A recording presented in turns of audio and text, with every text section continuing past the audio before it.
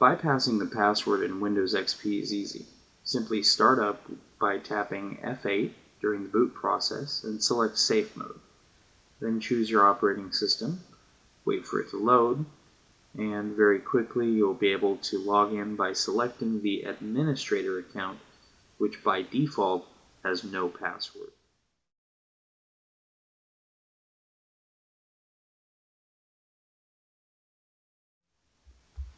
Once you're in, click Yes on the dialog that appears. Then open up a command prompt and type in net space user space the username and then the password.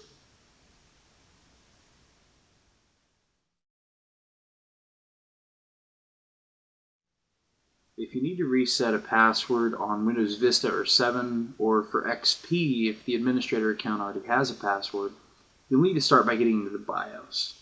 You need to be able to boot from a CD. So once you're in the BIOS, which you can usually get to by tapping F2 at startup, select the Boot tab.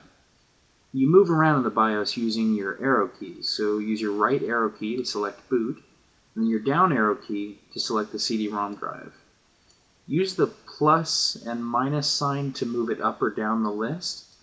And when you're through, press F10 or go to the Exit tab and choose to exit saving changes. Then click Yes or Enter. Now what I'm using here is the Norton Bootable Recovery Tool. To use this, you do need a valid Norton account, or a valid Norton program rather. So you can use something else. You don't have to use the Bootable Recovery Tool. You can use your original operating system disk, your recovery partition, BART PE, or a version of Linux that lets you boot from the CD.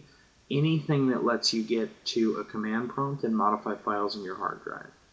You can even take the hard drive out, plug it into another computer, and modify the files there. So what you want to do is get to a command prompt.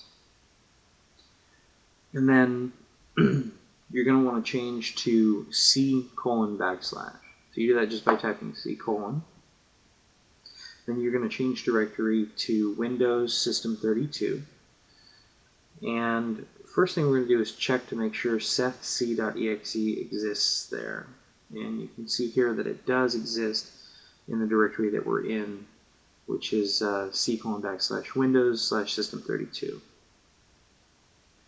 So first thing we want to do is make a copy of it so that we have a backup, because we're going to delete it here in a moment. So we're going to copy sethc.exe to sethc_backup.exe. Sorry, the video cut off a little bit there.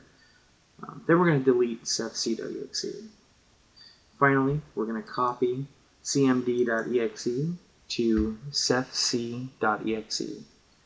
So now what we have is sethc.exe still in its original location with its original file name, only now the actual file is cmd.exe.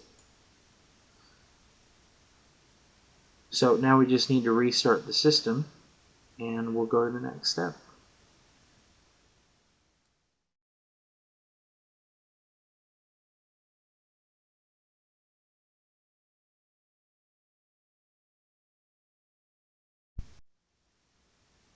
Now, as we start up here, what you're going to see is that we have a user account called user, and it has a password on it, but I don't know what it is.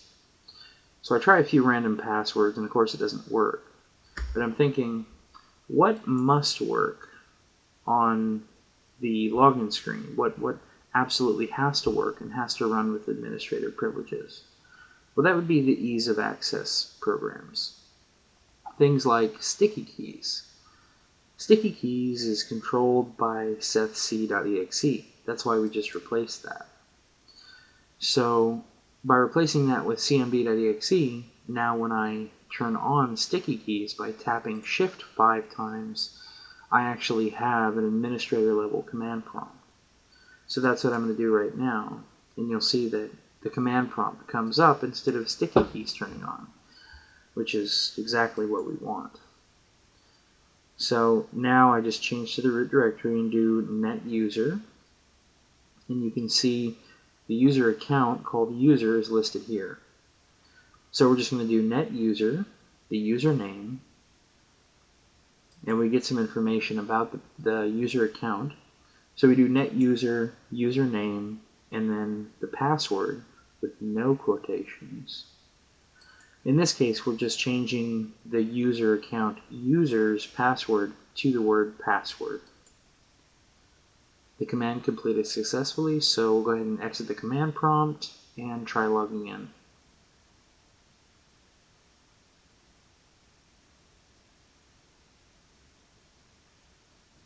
And it looks like we've got success. So that's how you can get access to your Windows Vista 7 or XP account without actually having the password. Good luck, and thanks for watching. Oh, and if you like this video, feel free to check out the website, timstechtips.com. Feel free to subscribe to the YouTube channel or the RSS feed for the blog. And keep in mind, we do provide free technical support to anyone who needs it. We're based on a sort of pay what you like or nothing at all pricing model, so if you don't have the money, don't worry about it. If you don't think the support was worth anything, then don't worry about it. So again, thanks for watching, and good luck.